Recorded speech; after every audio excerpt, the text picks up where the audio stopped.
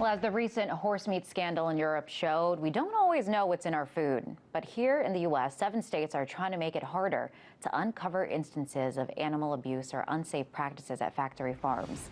Here are the 7 states where so-called ag-gag laws have been proposed. 6 states have already passed them. These laws would make it illegal to take photographs or record video in farming operations. Ag-gag laws prevent independent groups from conducting investigations into issues or exposing potential illegality. RT interviewed a former investigator for the Humane Society who wore a pinhole camera to work at 4 separate farms, and here's how he explained ag-gag laws. Honestly, I think it's criminal. You know, these anti-whistleblower bills are being disguised as anti-fraud bills, but the real fraud that's going on here is being perpetrated by these companies that are trying to deceive consumers into buying something other than what they think that they're buying. I think if most consumers knew about the egregious conditions on these farms, they wouldn't want anything to do with them. So if all of these states pass these ag-gag laws, that means the strong majority of Americans' meat factories won't be safe, or will be safe from hidden cameras, rather. And that would make it harder for us to know what's really in our meat and where it comes from. So you've seen them on shelves, green products promising to save the environment and your body, even as they give your wallet a beating. Companies producing green cars, houses, food, and more claim that these products can decrease our carbon footprint. Just looking at green construction, that industry brings in $122 billion. So the question is, are these products actually environmentally and socially responsible? Or are all of these so-called green companies just cashing in on do-gooders? To discuss, I'm joined now by Elizabeth Kucinich, executive producer of the documentary GMO OMG, and Majority Report producer Michael Brooks in our studio from New York. Welcome to the both of you. So Elizabeth, I'm going to start off with you. Can we really trust these labels that tout that they're green and all natural? It depends what labels you're looking at. If it's something that's certified like USDA organic or LEED certified, if you're looking at the green building, then that's one thing. If you're actually just looking at the title of a product, many companies have just greenwashed because they know that consumers really want to buy green products. They want to feel good about themselves, or they want to feel healthy if it says all natural on a product. But a name of a product and actually what's in it can be very different. Right. Michael, I want to ask you, I mean, do you go out of your way to buy green? And if so, I mean, do you usually trust the labels on them? First of all, hi, Liz, and hi, Elizabeth. I do buy some green products. I buy organic products. I try to buy non-chemical detergents and things like that. There are some companies I trust. A lot I don't. I think you have to look at very specific certifications in order to you know, get the actual products you're looking for. But I do tend to buy those products, yes. All right. So as Elizabeth just mentioned, we can't always trust the labels on these products. And I know that you know a lot about GMOs, your documentary. And I mean, we saw in California in this last ballot initiative that it was defeated to get labels on genetically modified food. So, I mean, what will it take to get proper labels on our food, on our products, so we know exactly what it is that we're buying and what we're putting into our bodies? Well, you know, obviously grocery manufacturers really want to sell product and they want people to feel good about the product that they're selling. Sometimes those labels, for example, a GMO label, many people don't want to eat GMOs for whatever reason that might be. And so they would see that as being disparaging against the product.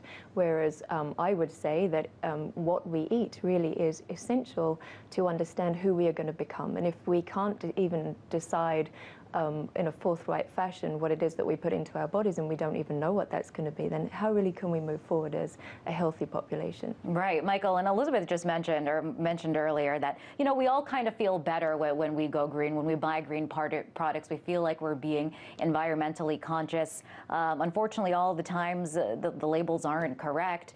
So, I mean, what do you think? Do you think that it's going to continue to be, is it a fad to buy green products, or are people going to be disillusioned when they're not really sure what it is that they're buying anyways and they're spending more money on these products? Well, I think the real disillusion point and the more kind of fundamental question to get to is all of these questions about what products we buy are very important. But more deeply, even if we're buying the right product, you know, the genuine organic product, the genuine, more fuel-efficient car, fundamentally, none of our individual decisions are going to really solve these long-term problems. They can't just be solved through lifestyleism or brand preferences. There are policy questions, there are collective action questions, there are business questions, there are regulation questions, and cultural and values questions, which I think Elizabeth was kind of alluding to as well. Without those issues being addressed, we're not going to be able to solve these regardless of the quality of labeling or anything else, because they go beyond our individual decisions. Yeah, you bring an interesting point up there, Michael, that it's policy decisions. Elizabeth, do you think that there needs to be more standards in place?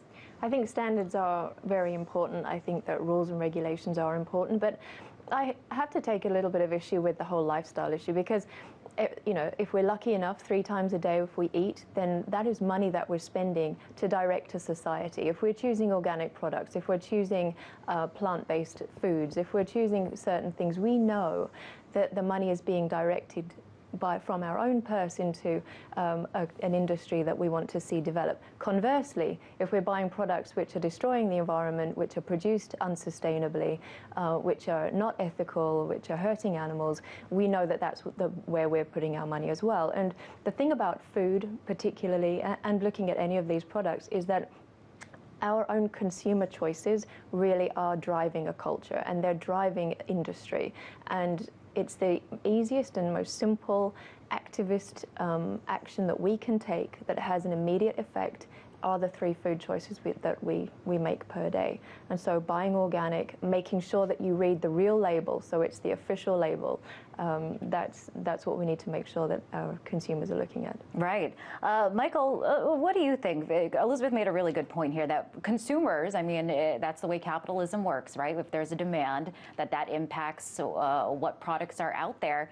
But going along with what you said earlier with policy, I mean, are consumers kind of driven to buy things based on the decisions that corporations make, based on decisions that the government makes? Like, I mean, is there a big impact on what it is there, policy-wise, on what it is that we end up consuming, what it is that end up on our shelves, what we end up buying? Well, I think that's exactly the point. It's a very interdependent process. And I think Elizabeth's absolutely right that if you have the privilege and the ability to exercise your consumer option in a certain way, you should, and I do. And I do think that that's very important.